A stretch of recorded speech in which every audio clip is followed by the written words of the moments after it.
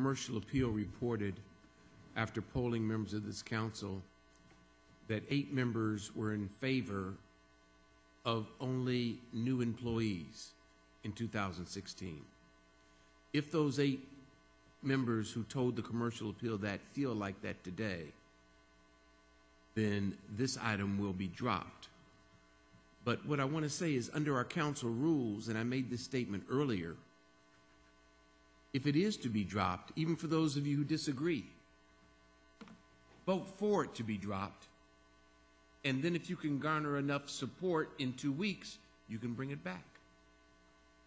But I think it will send a clear message to the administration and to the public to have a majority vote and even a unanimous vote moving for this item to be dropped. Thank you. Thank you, Mr. Flynn. Thank you, Mr. Chairman, and everyone that's spoken, and I guess I'll sort of wade, no pun intended, Alan, into what Councilman Conrad was saying before. And I think if we can look at our original sin with this, and to speak to what Mr. Malone, I believe he said the first time he spoke, or it might have been Mr. Williams referring to the police department, is we've got a lot of confusion on this issue because we have 2 ordinances running in a parallel track, 3 actually, if you look at the one creating the account. Well, obviously, we're not going to pass all 3 of them. They would be in conflict with each other. But we need to clean it up one way, whether, no matter how you feel about it, there's none of these actions are final as far as what's going to happen on the pension. But that being said, you know, I read the same report that Mr. Lowry did. If that's the one that's in the clubhouse, that's the one we need to be discussing. We can't have these multitude of, you know, is it this, is it that, you know, with these numbers, it's like this, with these numbers. We have to start talking about what the plan's going to be, and having multiple ordinances out there is counterproductive to that. So as a body, and we all might feel differently about what the ultimate outcome might be, but the process up to this point can be a lot cleaner, and that in and of itself will benefit the public. Thank you. Mr. Harris. Thank you, Mr. Chair, and I want to echo what Mr. Flynn and what Mr. Lowry said, and that to the extent we can narrow our universal choices, I think it's a good idea that we start to do so. I mean, I think there are a whole lot of benefits. If all these options, we are expending lots of time and resources and going through presentations with respect to each one of these options, and if we can limit, then we can focus and we can do something. It also is a change of course, because over the past several months since that last budget hearing in June, or the final approval process in June, we've sort of, as a city government, been scatterbrained.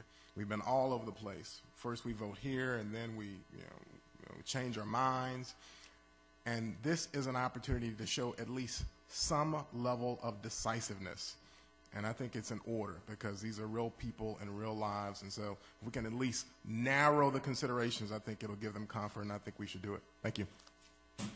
Thank you, Mr. Harris. Mr. Conrad. Mr. Wade, so if, let's say it gets removed from the agenda tonight, then we have Councilman Lowry's deal up in 2 weeks or whenever we vote on it. If we want to then, let's say, maybe that passes in and that's it, but can that be changed at that time, or is that a material change to go back to some kind of hybrid plan? Or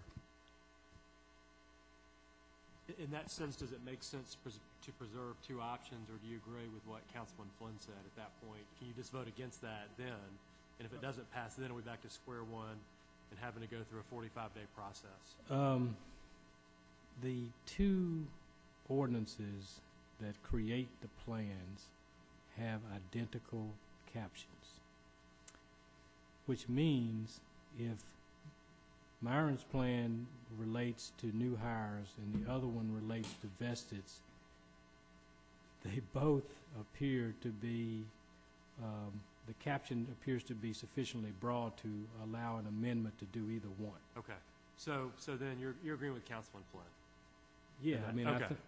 So in that sense, I'll withdraw my motion. I'm going to vote against what Councilman Collins is trying to do. Not that I disagree with it, because I do. but just to simply preserve, you know, the option of being able to do something else. Yeah, and I mean, I think the point Myron was making, at the third reading, the council can do whatever it wants to do. Your question was whether it can be done within Councilman Lowry's ordinance or within number 7, and I think it could be done within either one. Is that all, Mr. Conrad? Yes. Mr. Flynn, you have 3 minutes left. And I might be reading the tea leaves completely wrong. Thank you, Mr. Chairman.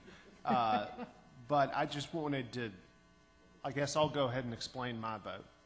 I don't know that I'm necessarily sold on Councilman Lowry's plan, but I am sold on having a much more cleaner process. I think that Councilman Lowry's plan is clearly the leader in the clubhouse at this point. So my vote is going to be on this. I'm going to abstain because I'm not saying I'm for Councilman Lowry's plan by my vote on this, but I am for cleaning up the process.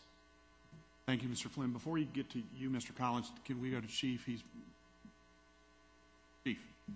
Thank you, Councilman. Thank you, Chairman.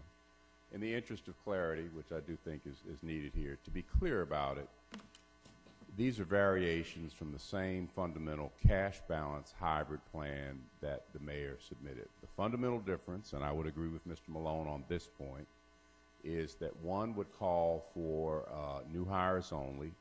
The other would make the transition for all employees who are not currently vested. I think where Councilman Conrad was headed was to address the issue that was raised relative to the money following the employees into the new plan. The issue that was raised was that employees have in effect earned a credit up to this point, myself included, and that should we make 10 years, that credit would be with us. Under the retirement plan as submitted to this body, that credit would not carry forward. This housekeeping matter would address that issue. But either way, this is a cash balance plan. The other side of the coin is that you're talking about a difference with the plan as submitted by the mayor, providing for $10 million in savings on the ARC. If the adjustment was made relative to the credit, there would be a loss of roughly $7.5 million initially on the ARC beginning next year. So that's additional money we would have to come up with, and the unfunded liability would go up. Would come down still even with this adjustment. Now, all that said, 2 points I just want to leave you with. One, with respect to the non-vested employees, we've looked at this issue. We've had attorneys look at it. Okay. We feel that this is legal. We would not bring something down here that, having done our due diligence, I mean, just as a matter of practice across the board. So that's the first thing. The second thing is we do believe that the hybrid cash balance plan is presented to this body. And again, all we're asking is to give Siegel a hearing next Tuesday, come back on the third reading, and at that point, I'm not into reading tea leaves. I don't play the ponies. And so on that one, I would say that we would simply want Siegel to come in, make their presentation, and then this body, armed with that information, just as we present the budget, we present, and you all make the final disposition. Thank you, Chief. My comment. Mr. Collins.